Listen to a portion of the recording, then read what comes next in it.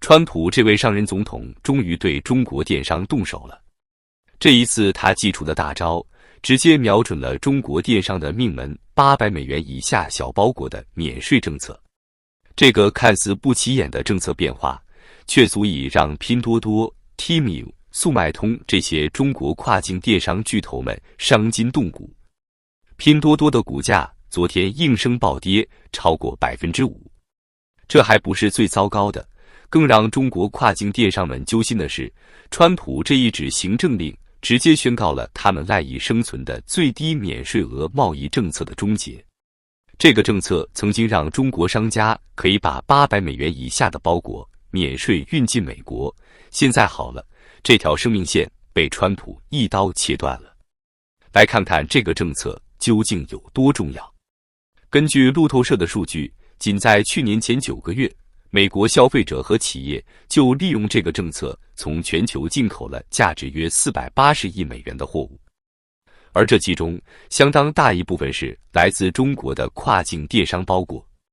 更糟糕的是，根据皮尤研究公司的数据显示，这些小额货物占中国对美出口的比例已经超过1/10。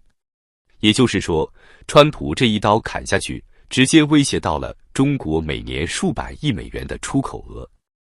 我们再拿出美国海关和边境保护局的数据来看，2024财年通过小额免税政策进入美国的货物总量达到了惊人的14亿件，是2022年的整整2倍。而这其中 Temu 和 Shein 等中国折扣电商贡献了最大份额。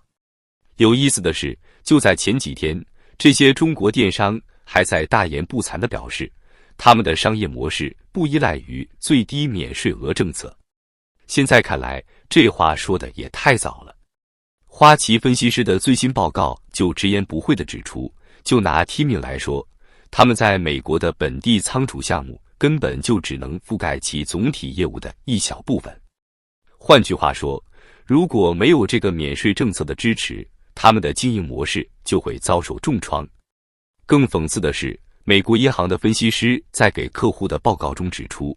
取消最低免税额可能会重创 Temu 和 Shein 的数字广告支出。要知道，这些公司一直都是 Meta 广告收入的重要来源，他们发起了一场声势浩大的数字营销闪电战，试图吸引更多的美国消费者。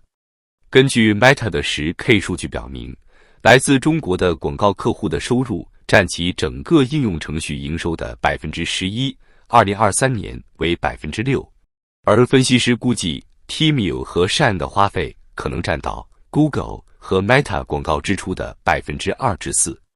看到这里，不禁让人想起那句老话，成也萧何，败也萧何。曾经的免税政策让中国电商在美国市场呈现爆发式增长，现在这个政策的终结又会让他们迎来多大的危机呢？看完川普的这记重拳，我们再来分析一下这次政策变化到底会给中国跨境电商带来多大的伤害。光是看数据就够吓人的。根据美国海关和边境保护局的报告，过去10年里，通过免税政策入境的小包裹数量出现了惊人的增长，从2015财年的 1.39 亿件一路飙升到2023财年的10多亿件，增幅超过 600%。 到了2024财年，这个数字更是疯狂地蹿升到了 13.6 亿件。为什么会有这么疯狂的增长？记者实地走访了 Temu、Shein 以及速卖通等美国商城，发现他们提供了大量的低价商品，比如15美元的智能手表、3美元的运动袜，这些价格简直低得让人瞠目结舌。其中 Temu 和速卖通背后分别是中国电商巨头拼多多和阿里巴巴。这些超低价商品在美国消费者中间人气爆棚，以至于2024年 Temu 连续第2年成为美国下载量最大的免费应用。但现在好戏来了，根据摩根士丹利的最新分析报告，一旦取消800美元以下包裹的免税政策，这些中国商品的价格将被迫上涨 15%至 35%。这意味着什么？原本3美元的运动袜可能要卖到$4，15的智能手表可能要涨到$20。别觉得这个涨幅不大，要知道这些中国商家就是靠着薄利多销，在美国市场杀出一条血路的。更要命的是，根据海关数据，目前有超过60%的中国跨境商家的单件商品价格都在$10以下。这就意味着加征关税后，要么大幅提价损失市场份额，要么继续保持低价，但基本上就别想赚钱了。而且据行业内部人士透露，很多中国卖家的利润率本来就只有10%至15%，这下加征10%的关税，等于直接把他们的利润吃掉大半。我们再来算一笔账，以某个年销售额$100万的中国卖家为例，如果毛利率是15%，那就是$15万的毛利润。现在好了，加征10%的关税，就意味着要多支付$10万的成本。如此一来，这个商家一年的利润就只剩$5万了。要知道，在竞争激烈的跨境电商领域，年利润只有$5万的商家，基本上就在死亡线上挣扎了。而这还不是最糟糕的。根据亚马逊中国卖家协会的一份内部调查显示，目前在美国市场上活跃的中国跨境电商卖家中，有将近40%的商家年营业额在$50万以下。这些小商家本来就在勉强维持，现在可好，这次政策一出，估计得有一大半会被直接打趴下。中国跨境电商协会的数据更让人心惊。据他们统计，目前在 Temu、速卖通和善等平台上活跃的中国商家数量超过50万家，直接带动就业人数超过200万。如果按照保守估计，这次政策变化可能导致30%的商家破产或退出美国市场，那就意味着至少60万人会受到直接影响。这还没算上物流、仓储、包装等相关行业的连锁反应。其实吧，中国的跨境电商们也不是没想过对策。Temu 和善早就闻到了风声，从去年开始就在美国开设物流中心，允许中国卖家把商品存到当地仓库。这招看起来挺高明，学着亚马逊的玩法，想着能躲过这次打击。但是且慢，让我们来看看这个所谓的曲线救国能有多大作用。花旗银行的分析师在最新报告里可是说得明明白白，就拿 Temu 来说，他们在美国的本地仓储项目连总业务量的10%都覆盖不到。这不就是在自欺欺人吗？就像是得了重感冒就吃个维生素片，还指望能根治病症。更有趣的是，我专门查了一下这些中国电商平台的财报数据。就拿几个头部平台来说，他们在美国市场的毛利率普遍只有20%至25%。现在好了，光是仓储费用就得占到售价的8%至12%，再加上本地物流成本5%至8%，这样算下来，基本上就没什么油水可赚了。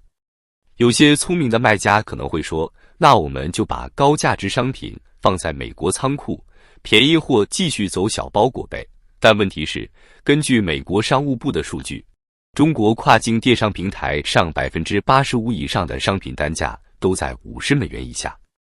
这些小商品要是全部改成本地仓储，那成本直接就翻1倍。所以这根本就不是一个可行的解决方案。再来看看更扎心的数据。根据彭博社的统计，从2022年到2023年，中国跨境电商在美国的市场份额从8%暴涨到了15%，可以说是把美国本土零售商给打了个措手不及。但现在倒好，川普这一招不只是在打压中国商家，简直就是要把他们赶尽杀绝。而且坦白说，中国电商这些年在美国市场上玩的也确实有点过火了。美国海关去年截获的假冒伪劣商品中，有超过67%来自中国跨境电商平台。更要命的是，根据美国消费者安全委员会的报告2023年，他们召回的不合格商品中，中国制造的占比高达71%。这些数据在美国政府眼里，那就是实实在在的把柄啊！现在的问题是，这次打击可能只是个开始。知情人士透露，美国商务部正在起草更严格的跨境电商监管法案，内容包括要求所有境外卖家必须在美国注册公司、缴纳保证金，甚至要求披露供应链信息。这要是真的实施下来，不知道又有多少中国卖家要凉凉。说到底，中国跨境电商这些年的爆发式增长，很大程度上是靠着各种政策漏洞和监管真空。就像是在钢丝上跳舞，看着惊艳，但总有掉下来的一天。现在美国政府摆明了要收网了，中国电商想继续在美国市场疯狂扩张的好日子，怕是一去不复返了。有意思的是，就在前几天，中国商务部还在强调要支持跨境电商高质量发展。现在看来，这话说的是不是有点太乐观了？毕竟在国际贸易这个大棋局上，想玩得转，光靠低价和监管套利可不行。要我说啊，中国的跨境电商们与其在这边死磕，不如早点转型升级，否则这波寒冬不知道要熬死多少人。